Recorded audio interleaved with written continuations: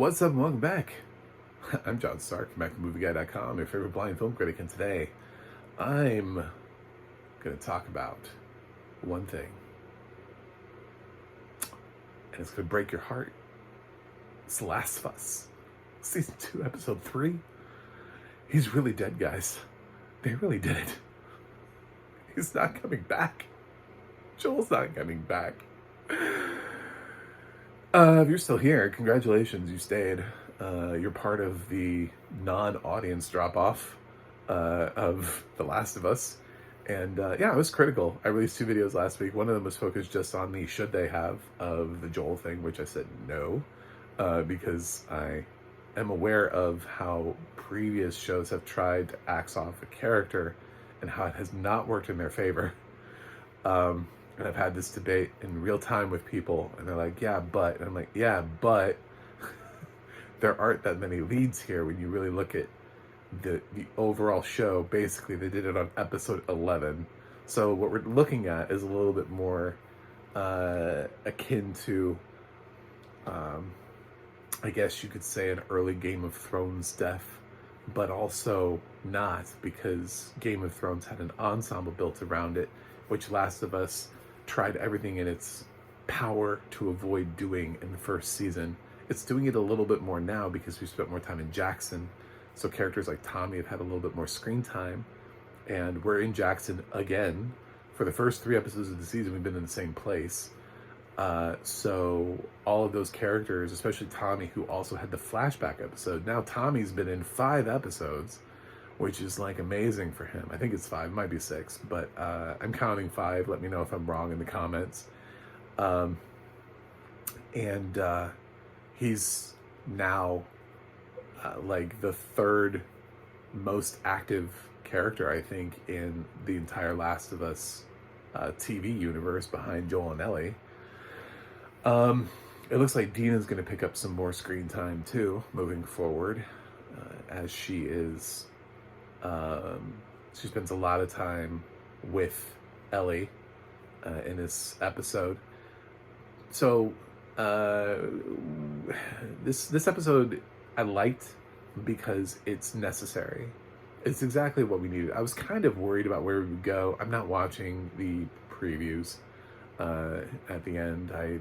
Coming next week on the walk. I don't need that. I don't watch movie trailers anymore.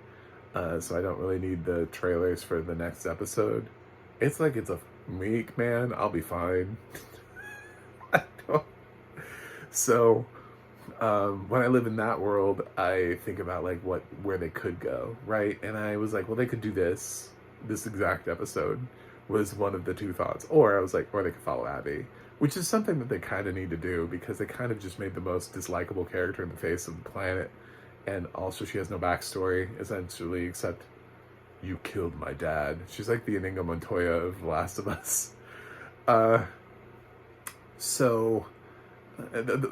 problem with that is, though, that we loved Mandy Patinkin a lot more before anything ever happened with that. So he was actually the good guy because we saw it from his perspective when that scene finally occurs in The Princess Bride. This is not that. So they have to work if they're gonna try to change her into like not a rage monster, but actually like a fully fleshed out character. She just doesn't have the kind of screen time. Certainly the people that surround her, the unknowns, which are actually known, which we find out from Dina. She remembers 4 out of 5 of the names. Good for you. So we see sort of the aftermath of the last episode. Jackson is cleaning up. They've lost people. They're burning bodies of the clickers and stuff like that. And they have their own dead that they're taking care of. And there's a scene where they're wiping off Joel's body with a cloth. And Tommy comes in and he takes the cloth. And he tells Joel, to say hi to Sarah for him. And it's a reminder that Joel's backstory includes the fact that he lost his daughter. There's a fact about the watch stopped at the time that Joel lost his daughter, so like time has stopped for him ever since that moment. So the watch is this sort of like very significant thing that we see, which is later passed on to Ellie. She'll find it in a box in Joel's bedroom when she gets back there.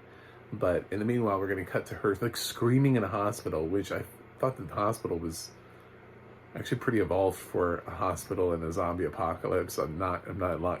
I actually thought we were in a flashback or some sort of like fever dream for Ellie. I didn't actually believe we were in a real hospital, and I was like, oh, we're in a real, damn, okay, Jackson, you go, Jackson.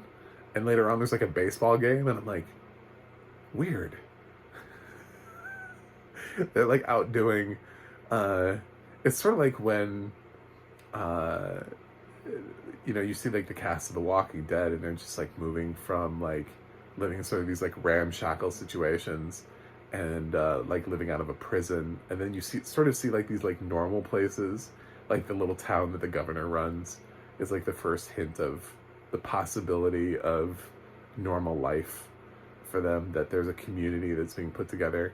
And then of course later on, I mean, they move into like this whole town that has like electricity and like running water, showers, and all that kind of stuff, and they're just like living in hog heaven. It kind of feels like that. It's like Jackson actually has their shit together in terms of a town in ways that perhaps we haven't really seen before. So Ellie's just we have to time jump because she got to get over whatever she's got to get over, and we time jump, and she comes in, and Kevin's mom from Home Alone wants to know how she's doing. I love the Catherine O'Hara's in this, and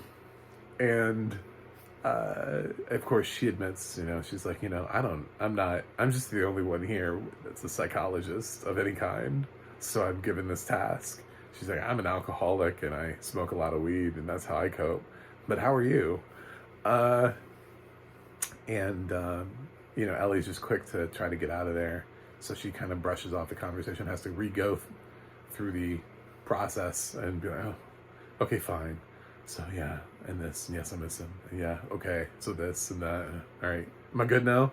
So Ellie does get out, and eventually they let her out of the hospital, and she goes home, and there are all these letters and stuff to Joel that are on their fence to their house. They have this very like evolved house, yeah. She goes in, and one of the things I thought was really interesting in the audio description was that Ellie no longer has a mattress on her bed. What? Why? Where does she sleep?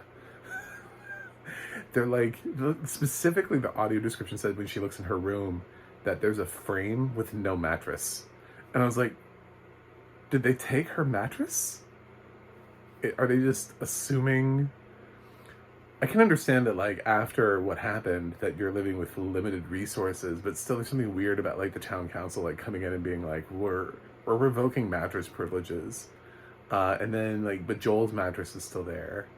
So are they just like, well, you have the master bedroom now. This is your house.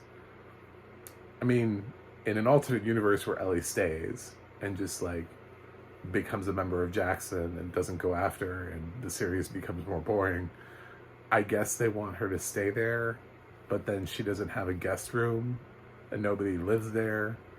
But then why does she have that big of a house? I don't know. There's like a whole lot. I know they're not going to like move her. I had so many questions behind the lack of a mattress.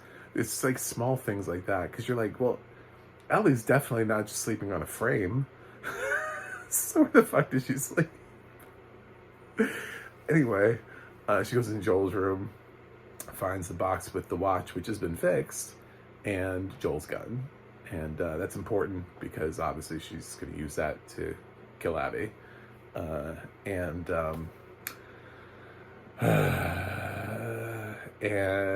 there's the scene, she Brokeback Mountains herself with the jacket. She sees Joel's jacket and she cries into it. And if you didn't think of Brokeback Mountain, you just haven't seen the movie, because that's like the most iconic scene from Brokeback Mountain. And it's like immediately like the thing that evoked for me. I was like, well, feels exactly like that. I guess the smell of him on the jacket or whatever. She just breaks down. And Dina comes in And so she goes and joins her in the dining area. She's brought a box of cookies.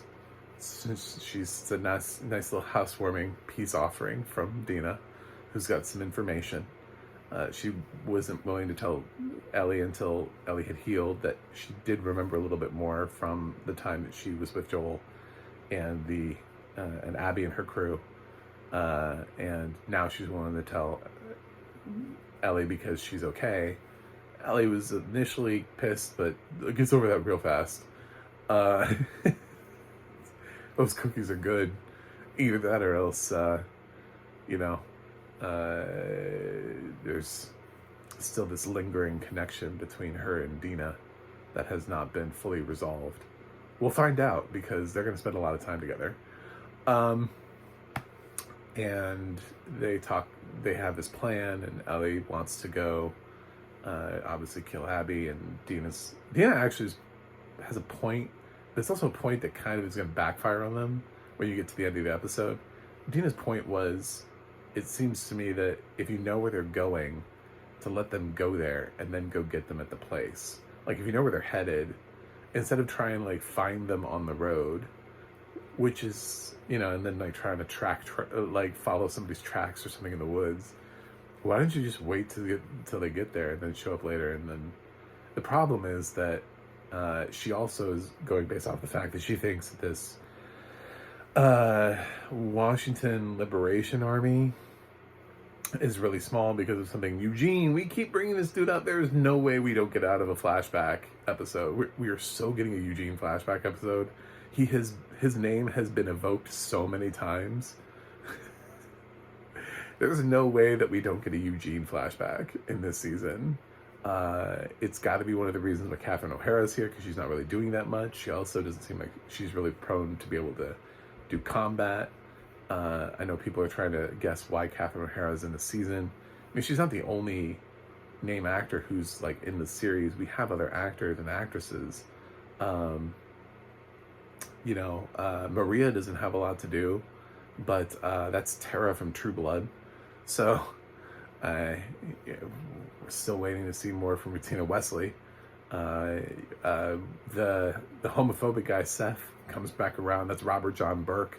He's been in a bunch of things.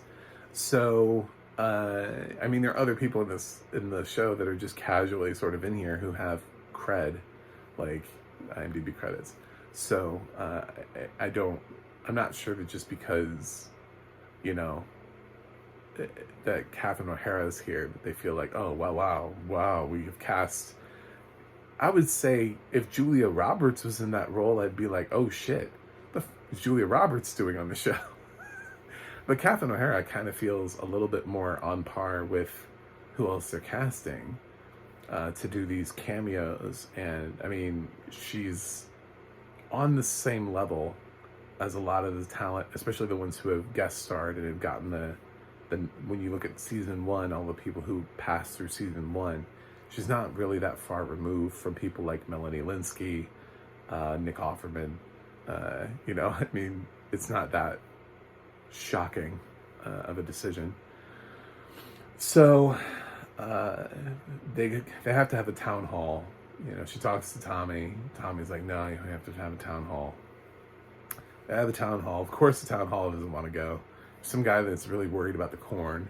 And there's another girl that reminds everybody that everybody lost people, which is something that I kind of wish the second episode had. Well, this is the problem with the series as a whole, which is what I keep lamenting. And one of the problems I was talking about with Joel's death is that the series has done a really poor job of exploring side characters. So we know very, very little about anybody. I mean, Seth is in this episode and he stands up and does something, but the only other thing we know about him is that he's homophobic. Like, that is his entire character development because we've spent no time with him. Granted, Ellie's about to leave, so why? But at the same time, when you have a show that only had 2 lead characters that you ever spent time building up, even Tommy feels underdeveloped. And it would be nice, certainly Maria does, other characters feel underdeveloped as a result, and they feel very sort of one-dimensional, like they're here for one purpose, Like Catherine O'Hara's here to smoke weed and grieve, and that's kind of like her thing in life. So we don't know enough about the characters in order for even Caitlin Dever as Abby is staggeringly underdeveloped for a character that they did what Negan is, and then they're like reverse doing it because with the WLF, I think that's what they're called.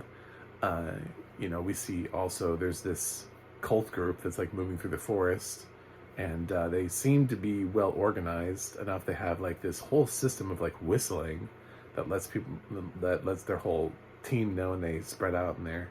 Their plan is to not attack, but instead to like hide. And you would think that they do a pretty good job of it because that's their whole thing. But later on, Ellie and Dina, they're going to leave and they're going to go out on the road, and they take Shimmer, and so Ellie has a companion out on the road, and Dina proves herself to be at least fairly capable. And obviously it was really important that we saw Ellie and Dina together raid that one place to see that they have this sort of, they already have a dynamic, like they work well together. So I'm hoping that Dina doesn't just immediately get killed off in the next episode. We've had enough death right away. We don't need to see Dina die in episode 4 simply because she's not Ellie. Obviously the show's not gonna kill off Ellie. They're not that dumb. Welcome to The Last of Us with Abby and Dina. Fuck you. The show wouldn't even finish. They'd be like, well, we were going to do a 3rd season, but unfortunately our ratings went down to below 1 million people. Became less watched than Winning Time, so we're going to have to axe it. That's what would happen if there was no Ellie. if the leads of the show became Dina versus Abby. So, no, they're not going to kill Ellie, ever. But Dina's obviously expendable. And they're out there and they find this field of corpses, and it's this cult that we see earlier, and even the little kid, the adorable little munchkin, got killed too. Even though that hammer made her feel safer, did nothing for her. But I honestly was surprised by that, not knowing the video game and how everything plays out, just because I understand it. It's to show how well structured that group is. And you see how they, if they're afraid of, it's sort of like, and I'm going to compare a lot of things to Walking Dead because it's a fair comparison. It's a zombie series based on source material. So in The Walking Dead, when they start to introduce the saviors, we don't see Negan first. And, Jesus comes in and he's the first thing that they interact with, and that's how they meet Hilltop. And later on they meet the Kingdom. And there are these places that are sort of under the Savior's thumb. And these are pretty established communities, but they are being harassed by the Saviors. And that doesn't give Rick enough pause. And he's so used to being able to walk through situations and just, like, him and his team just defeat whatever, that he just believes wholeheartedly that whatever comes next, that he'll just be able to stop. He can just squash the Saviors. He's like, well, this doesn't seem like they're that big of a group. That's because he doesn't find their headquarters. He finds what he thinks is their headquarters, and all the people just keep saying, I am Negan. I don't know if everybody remembers that, but everybody's like, I am Negan. And then finally Negan shows up, and we see how big the Saviors are, and Negan kills Glenn, and everybody stopped watching The Walking Dead. So we're sort of like reverse joling, where we're seeing that Abby is part of a larger group, but she's already killed the character everybody cares about. So now you're going to see that she has far more people with her than initially thought, because Dina was going off of something that Eugene had mentioned, which made her believe that this group was like not going to be many people, and that they wouldn't have that big of a problem with them, it's a huge leap anyway, to say that this little fraction of a group First of all, Abby was able to roll 4 people with her to kill one person. She didn't attack the town. She had a squad of 5 to go after one person. So in a 5-to-1 ratio, if you even if you think about that, that's, I mean, that's the kind of resources that they have. Whereas Jackson was, I mean, there's 2 of you going out there. I don't know. What do you think? The army is 10 people. So, I don't know how many people they thought this was going to be, but they have tanks. So it's obviously not going to be great for them. It's going to be a little bit like Melanie Linsky's episode when they were trying to escape that. And, Ellie has to reveal to another scene that I liked was they're like randomly naming famous bands. And then Ellie's like, I don't like this game. Let's do another one. And Dino's like, okay, what's your first kill? And Ellie's like, I don't want to tell you about my first one because it's way too dark. But then her second one is pretty dark too. Technically, her first kill, is that her talking about her mom? Like, is she worried that's what her first kill is? Because of the way that she was born, which is the unique way which makes her immune to the virus. I don't know. Maybe it is. But I liked the episode. I think I don't mind character development, and we could have stayed in Jackson and then left this, like, the next episode. I don't care. I think character development is something that The Last of Us is missing. Now that this is the format, the problem is that this is why you look out in the future and you say, okay, well, this is what we're doing in season 1, but what if HBO picks this up? What would we do in season 2? What would we do this? What does season 3 look like? Oh, we would do this. If you don't have your whole future plotted, then you end up making changes, and the changes and the way you structured from the beginning becomes a problem. I think that's why people were hating on House of Dragon. House of Dragon is because they thought it was going to be more fast-paced, full of just like constant dragon fights and combat, and it wasn't that. It was a lot of character development and working around, and I really enjoyed the second season of House of the Dragon because I enjoy character development. I actually enjoyed knowing more about the characters that are in this world, and when somebody dies, it actually matters. Like, as cool as the fight in Jackson was, you realize everyone who died didn't matter. Like, we don't know who any of those people are. Like, and that's the problem, is when you kill off, red shirts, no one cares. So you have to be able to have substantial characters that matter. It's one of the things that always worked in The Walking Dead's favor. For a while there, they stopped killing people, and they just sort of started amassing an army, and they became really afraid of killing people at the frequency at which they were doing it after, I think, after people walked away after Glenn. And then they saved it for moments. They saved it like the heads on the pikes to show how badass Alpha was, so they could have this big-ass moment where they were shocked. But even, like, most of those heads on the pikes were, like, recurring characters. There were only a couple major deaths. So for the most part, the frequency from the first couple seasons at which they were willing to let characters go, and all the people who sort of started out in season 1 that didn't make it to even like season 4, just go to show you that they felt like that the premise of the show was interesting, and that they could cycle through characters because they had developed enough of them, and that they were able to introduce new ones who would be interesting and then would go on, so they could lose people like T-Dog and not need to take T-Dog any further than that. Here, we spent 9 episodes developing Joel and Ellie. We spent an entire episode developing 2 people who were already dead. and every other character was developed only for, and also Storm Reed's episode too, I mean, she was already gone. That was a flashback. And then we had the flashback with Joel and his daughter. So, I mean, like, there were so many times where it's like we're developing Ellie or Joel, you know, and not anyone else. So it doesn't really have an ensemble, and it's just now starting to get an ensemble. So it's basically Ellie and some people we kind of recognize who they are, but they're really developed on a surface level and not with the same depth that Joel and Ellie are, where they had like full flashback episodes to look at their past and look at why they are the way that they are, and why Ellie has you know, these thoughts about people leaving her all the time, why she was worried about Joel leaving her.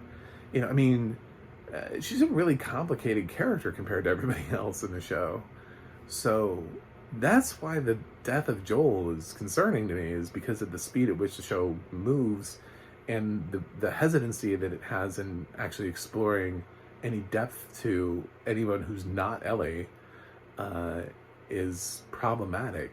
And oftentimes we get exposition through like random mentions of characters.